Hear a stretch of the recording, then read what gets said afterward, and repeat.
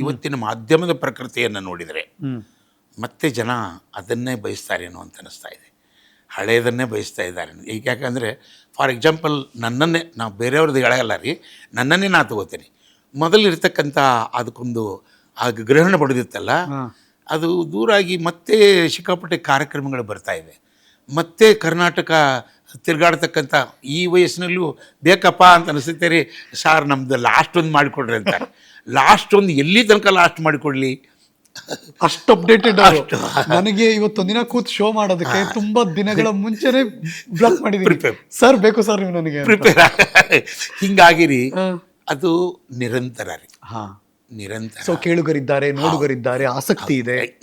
ಎಲ್ಲಕ್ಕೂ ಕೇಳುಗರಿದ್ದಾರೆ, ಎಲ್ಲರೂ ನೋಡುಗರಿದ್ದಾರೆ. ಬಟ್ ಮಕ್ಕಳೆಲ್ಲ ಬೆಳೀತಾ ಇದೆಯಾ ಆಸಕ್ತಿ?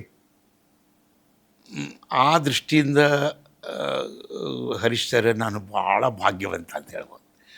ನನ್ನ ಮಕ್ಕಳನ್ನ ನಾನು ನಿಮ್ಮ ಮಕ್ಕಳಿಗೆ ಆಮೇಲೆ ಬರ್ತೀನಿ. ಈಗಿನ ಯಂಗ್ಸ್ಟರ್ ಮಕ್ಕಳಿಗೆ ಆ ಆಸಕ್ತಿ ಬೆಳೀತಾ ಇದೆಯಾ? ಆಸಕ್ತಿ ಬೆಳೀತಾ ಇದೆ.